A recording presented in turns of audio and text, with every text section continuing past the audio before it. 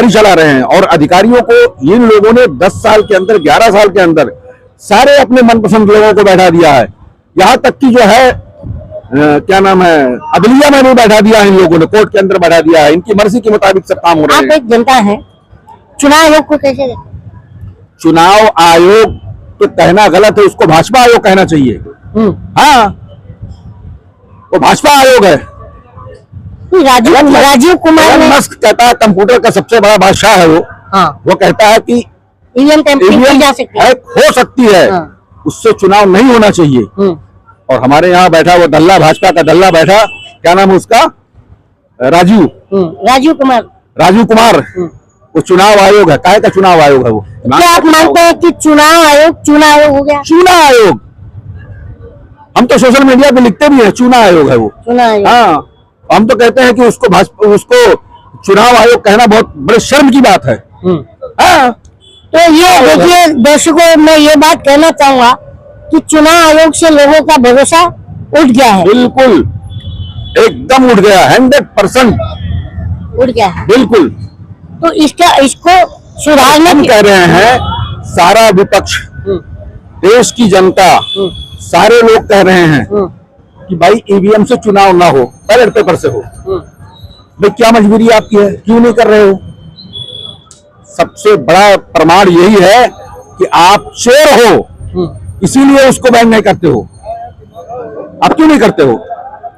अच्छा सर, एक बात और है, जैसे प्रधानमंत्री मोदी जी 2014 के उम्मीदवार जब प्राइम मिनिस्टर का बन के आते हैं, तो उन्होंने मंच से, कई मंचों से कहा कि भाइयों बहनों, सबको तुमने 70 साल दिया, 60 साल दिया, मुझे 60 महीने दो, मैं 100 दिन में महंगाई कम करूंगा।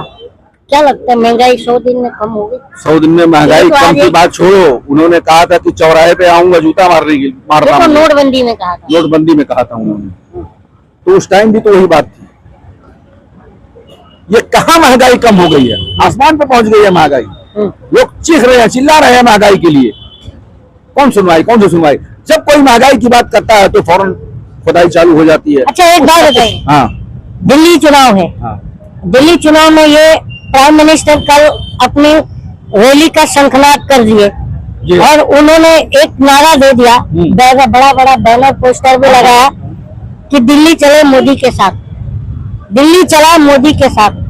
क्या लगता है? हमने लिखा है अभी सोशल मीडिया पे, दिल्ली चला मोदी के साथ नहीं, दल्ले चले मोदी के साथ।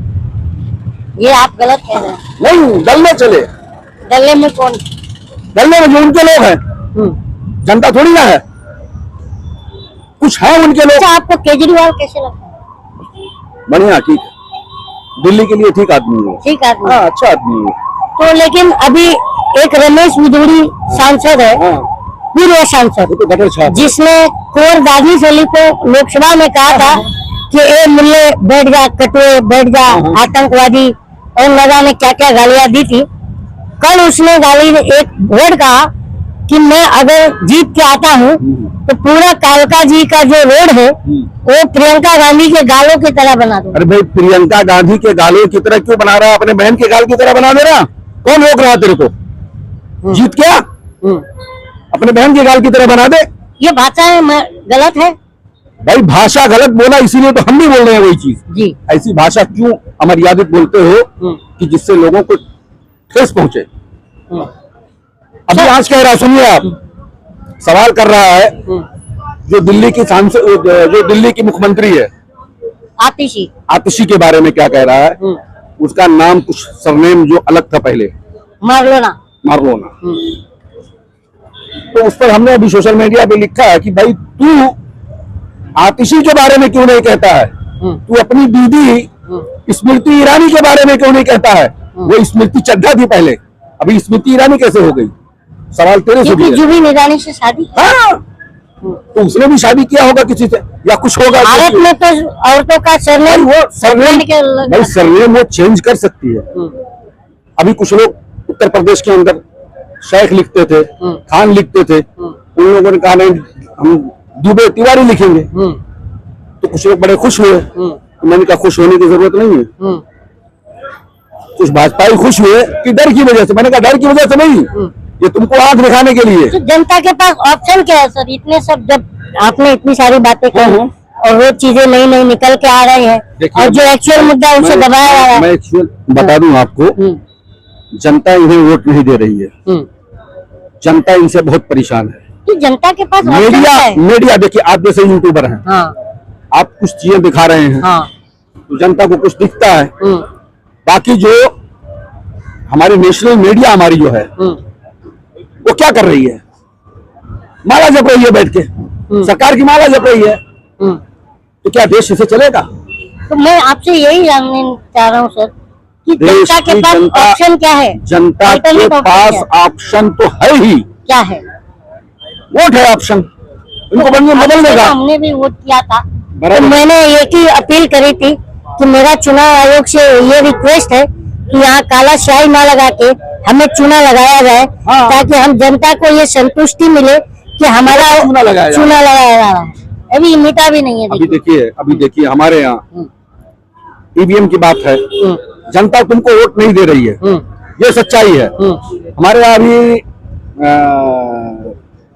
तारापुर बोईसर, वहां से एक मनसे का कैंडिडेट था, उसके घर में 27 वोट थे। 27 में उसने कहा कि मुझे 2 वोट खाली मिला है। हाँ, मुझे 2 वोट मिला है। बहुत ज्यादा अब वायरल। बताइए आप, वो कह रहा है कि मैं और मेरी बीवी, मेरी बच्ची और मेरी माँ, कम से कम मेरे 27 में से ये 4 तो मुझे मिलना चाहिए था। एक बात और जानना था, ये हमारा अभी आप देख रहे होंगे, आप भी सोशल मीडिया से जुड़े हैं, कि एक मुद्दा बहुत ज्यादा महाराष्ट्र में चल रहा है भाषा का लेके।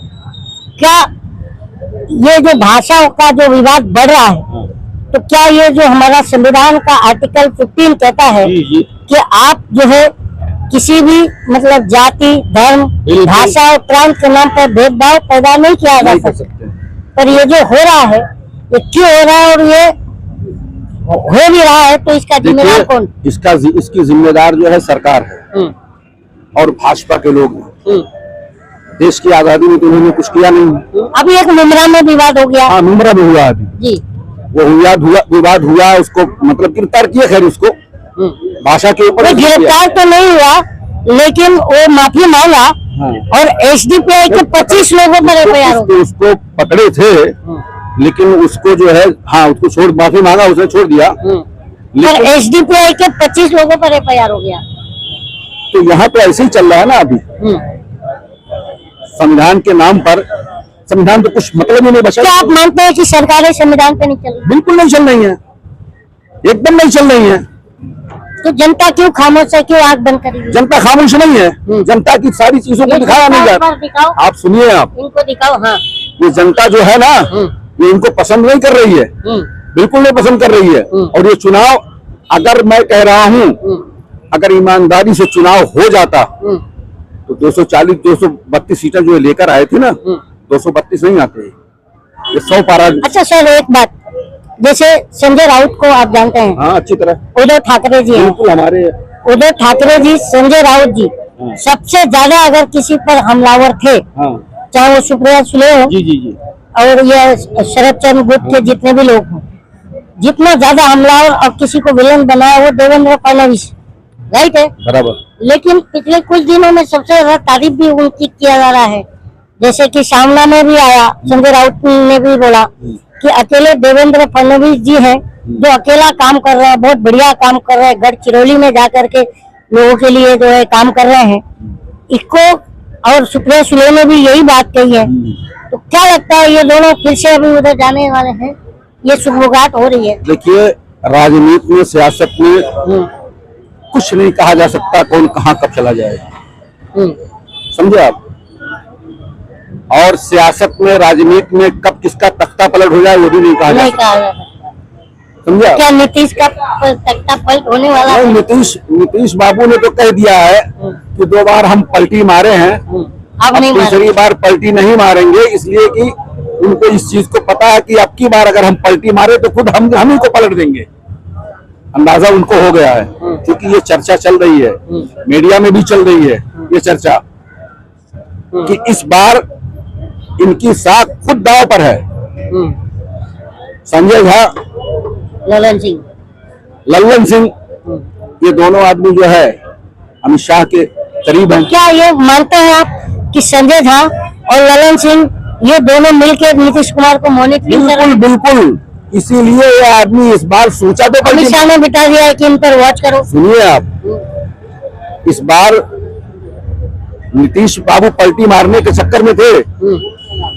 जब उन लोगों ने बयान दिया ना भाजपा ने, मुख्यमंत्री का चेहरा मतलब हमारा होगा, इन्होंने पलटी मारने की कोशिश की, लेकिन इनको ये चीज का अंदाजा हो गया कि अगर मैं पलटी मारा तो बस वही आसरानी वाला खेल होगा, आधे इधर जाओ आधे इधर जाओ, बाकी मेरे पीछे आओ।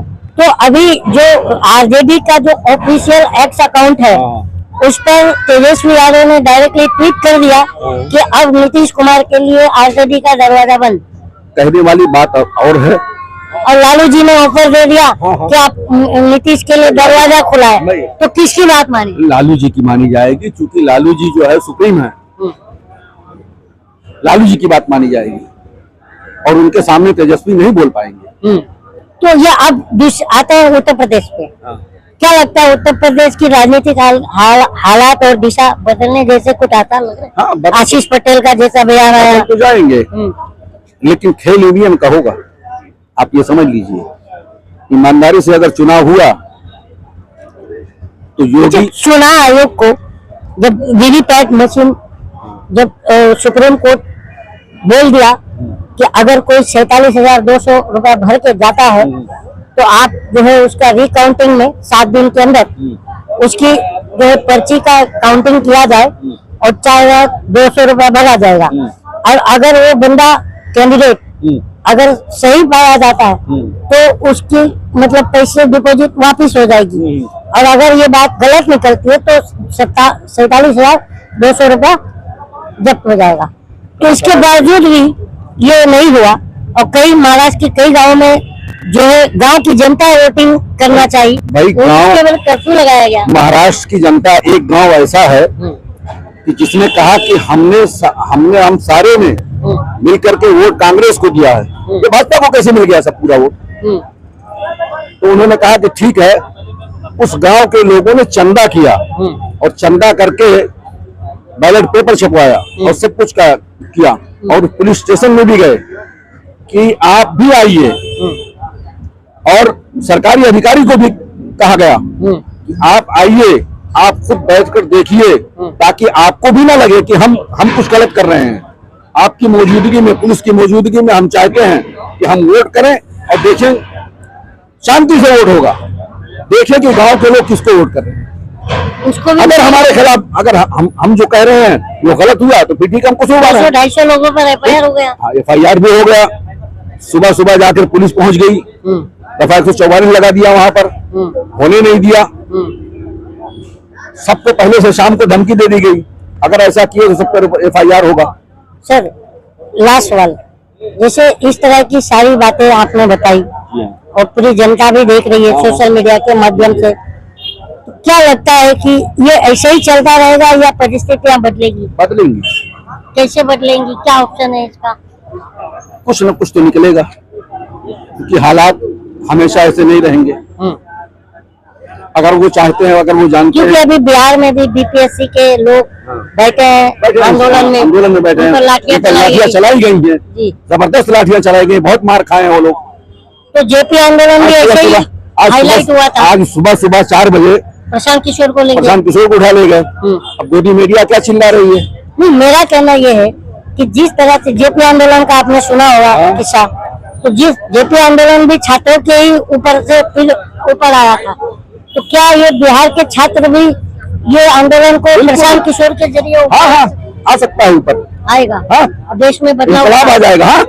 आएगा बिल्कुल, JP आंदोलन के आ जाएगा इंकलाब। तो दोस्तों, हमारी जो बातचीत हुई, उन्होंने बताया, बहुत सारी बातें बताई, और मैंने 5 ट्रिलियन इकोनॉमी की बात करी थी, जो गोबर पात्रा ने कहा था कि 5 ट्रिलियन इकोनॉमी खुद रामनाथ कोविंद ने भी अपने ट्विटर एक्स अकाउंट पर ये ट्वीट किया था कि हम 2025 में 5 ट्रिलियन इकोनॉमी बन जाएंगे। गृह मंत्री अमित शाह ने कहा था, और नितिन गडकरी जी ने कहा था, प्रधानमंत्री ने कई जगहों पर, कई मौकों पर कहा था।